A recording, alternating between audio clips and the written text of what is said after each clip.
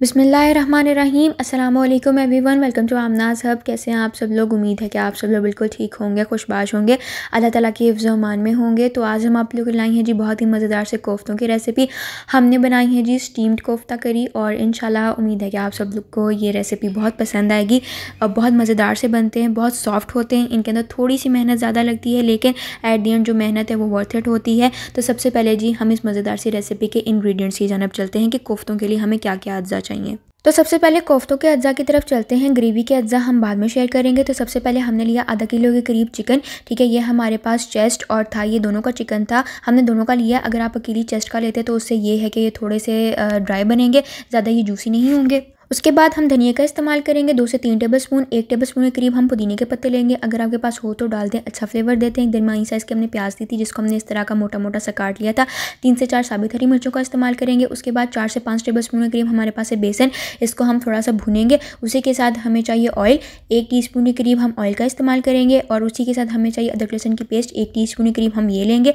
दूसरे मसालों की तरफ आएँ तो सबसे पहले जी हमारे पास हल्दी पाउडर आधी टीस्पून करीब ये डालेंगे। उसी के साथ हम आधी टीस्पून के करीब डालेंगे गरम मसाला पाउडर, आधी टीस्पून के करीब ही हम नमक का इस्तेमाल करेंगे। और कुटी हुई लाल मिर्च हम डालेंगे आधे टीस्पून। चम्मच का चौथा हिस्सा हमें चाहिए काली मिर्च का पाउडर, आधे टीस्पून के करीब हम लेंगे लाल मिर्च का पाउडर। और आधे टीस्पून के करीब हमें चाहिए धनिया पाउडर। और उसी के साथ आधे टीस्पून के करीब हम लेंगे ज़ीरा पाउडर। ये सारे अज्जा हमें चाहिए कोफ्ते बनाने के लिए। सबसे पहले जी हमने चॉपर के अंदर अपने सारे अज्जा शामिल करने। अगर आपके पास चॉपर ना हो तो जहाँ से आप गोश्त ले रहे हैं वहीं से आप कीमा भी करा सकते हैं, घर ला के आप उसके बीच में सारे अज्जा मिक्स कर दें। वरना आप चिकन के अंदर ऑलरेडी सारे अज्जा मिक्स करके तो आप दुकान से जाके इसका कीमा करवा सकते हैं। ठीक है, तो ये हमने थाई और चेस्ट दोनों गोश्त मिक्स लिए थे। आप चाहें तो अकेली चेस्ट भी ले सकते हैं, लेकिन उससे ये कि थोड़ा ड्राई बनता है। अगर हम साथ में थाई का भी डालेंगे तो बड़े अच्छे सॉफ्ट और जूसी से बनेंगे। साथ ही इसके बीच में हमने धनिया और पुदीना शामिल कर दिया। दरमियानी साइज़ की मोटी कटी हुई हमने इसके बीच में प्याज शामिल कर दी।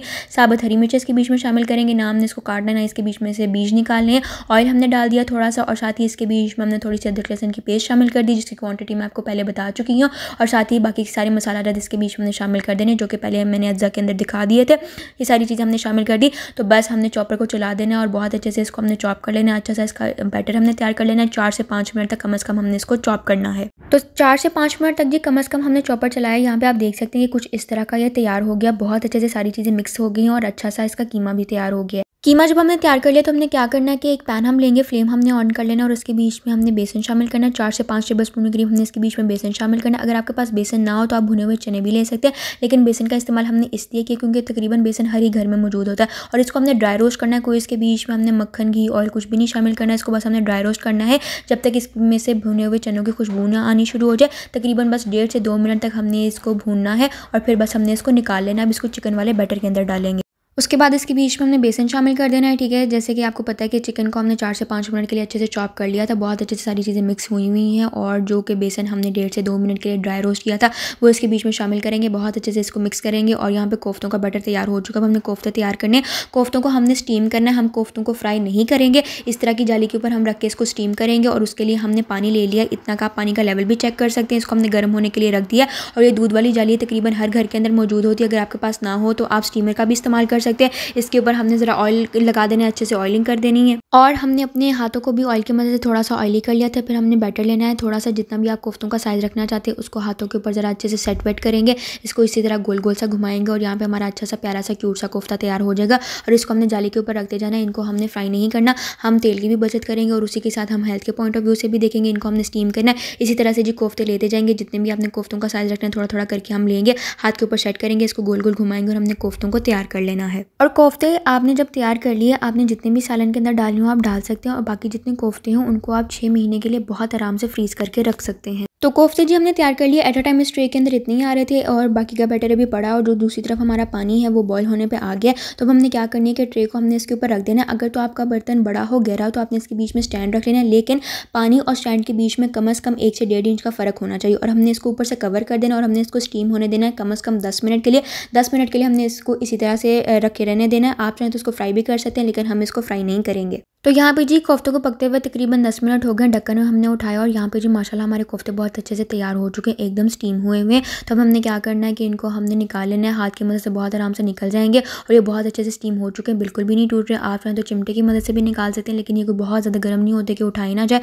और यहाँ पर ज़बरदस्त से हमारे कोफ्ते स्टीम बहुत अच्छे से हो चुके हैं। कोफ्ते तैयार करने के बाद जब हम चलते हैं ग्रेवी के इंग्रेडिएंट्स की जानब, उसके लिए सबसे पहले हमें चाहिए आधा कप करीब ऑयल, 2 दरमियानी साइज़ के हम टमाटरों का इस्तेमाल करेंगे, 1 कप भर के हम दही का इस्तेमाल करेंगे, 2 दरमियानी साइज़ के प्याज थे जिनको हमने इस तरह मोटा मोटा सा काट लिया था, 1 इंच का टुकड़ा अदरक का था जिसको हमने इस तरह से काट लिया था, 7 से 8 जवे हमारे पास लहसुन के थे, 3 हरी मिर्चें थी जिनको हमने मोटा मोटा सा काट लिया था। मसाला जात के अंदर 1 टीस्पून के करीब हमारे पास है लाल मिर्च का पाउडर, आधी टीस्पून के करीब हमने ली था हल्दी पाउडर, आधी टीस्पून के करीब काली मिर्च का पाउडर और उसी के साथ आधी टीस्पून के करीब हमने लिया था नमक। बिस्मिल्लाह पढ़ के जी ग्रेवी का आगाज़ करते हैं। तो कढ़ाई हमने ले ली है, फ्लेम ऑन करेंगे और उसके बीच में आधा कप करीब हमने ऑयल शामिल कर देना है। साथ ही इसके बीच में प्याज, हरी मिर्चें, लहसुन के जवे और अदरक, ये सारी चीज़ें हमने इसके बीच में शामिल कर देनी। बहुत अच्छे से इसको हमने मिक्स करना है और 2 से 3 मिनट तक हमने इसको करना है फ्राई। ठीक है, 2 से 3 मिनट तक ज़रा अच्छे से हम इसको फ्राई करेंगे। इससे क्या होगा कि बहुत अच्छा सा फ्लेवर आएगा। और बस जब ये फ्राई हो जाएंगे 2 से 3 मिनट तक फ्लेम हमने बंद कर देना है और ठंडा करके तो हमने इसको निकाल लेना है। इसको हमने ठंडा करके निकाल लिया। तो साथ ही हमने टमाटर मोटे मोटे काट लिया था, वो हमने ग्राइंडर के जग के अंदर शामिल कर देना है। साथ ही इसके बीच में थोड़ा सा पानी शामिल करना है, तकरीबन आधा कप करीब, और फिर हमने ग्राइंडर चला के तो इसकी तरह अच्छी सी हमने पेस्ट तैयार कर लेनी है। उसके बाद जी उसी कढ़ाई के अंदर, उसी ऑयल के अंदर हमने पेस्ट वापस शामिल कर देनी है। पेस्ट हमने इसकी इसलिए बनाई थी, फ्राई हमने इसलिए इसको किया था ताकि इसका फ्लेवर भी बड़ा अच्छा सा आ जाए और काम ज़रा शॉर्ट हो जाए। तो इसकी ज़रा हमने 3 से 4 मिनट तक ज़रा अच्छे से भुनाई कर ली। तो इसके बीच में मसाला जार शामिल कर देने, लाल मिर्च का पाउडर, नमक, हल्दी पाउडर और साथ ही गर्म मसाला पाउडर, ये इसके बीच में शामिल करेंगे, अच्छे से मिक्स करेंगे और कम से कम 10 मिनट तक इसकी हमने करनी है अच्छे से भुनाई। तो यहाँ पे इसको पकते हुए तकरीबन 10 मिनट हो चुके हैं। अगेन पहले आपने वैसे पेस्ट की भुनाई करनी है, भुनाई करके तो इसके बीच में मसाला जार शामिल कर देना, मसाला जार शामिल करके 10 मिनट तक इसकी भुनाई करनी है। और फिर इस स्टेज के ऊपर हमने इसके बीच में 1 कप के करीब दही शामिल कर देना, जो कि हमने फेंट के रखा हुआ था, और इसकी भी 3 से 4 मिनट तक हमने इसकी भुनाई करनी है जब तक दही का पानी ना खुश्क हो जाए। दही का पानी जब थोड़ा सा खुश्क हो गया तो इसके बीच में हमने कोफ्ते शामिल कर देने हैं। आप अपनी फैमिली के हिसाब से जितने चाहे इसके बीच में कोफ्ते शामिल कर सकते हैं, बाकी क्या आप फ्रीज कर सकते हैं। इसको ज़रा अच्छे से मिक्स करेंगे। कोफ्ते डालने के साथ ही इसके बीच में हमने 3 से 4 साबित हरी मिर्चें शामिल कर देनी, जिसके ऊपर हमने कट लगाया हुआ है। आधा कप के करीब इसके बीच में हम पानी शामिल कर देंगे। इसको ज़रा अच्छे से मिक्स करेंगे। ग्रेवी आप अपने हिसाब से जितनी भी चाहें, थोड़ी या ज़्यादा रख सकते हैं। और फिर हमने इसको ऊपर से कवर कर देना है तकरीबन 10 मिनट के लिए, ताकि ये बहुत अच्छे से पक जाए। ठीक है, और तकरीबन 10 मिनट का जब टाइम मुकम्मल हो गया तो हम लिड उठाएंगे। कुछ इस तरह की इसकी सूरत निकल आई है। सालन हमारा माशाल्लाह बहुत अच्छे से पक चुका है। और सबसे बड़ी बात है कि कोफ्ते हमने फ्राई नहीं किए, बल्कि इसको हमने स्टीम किया है।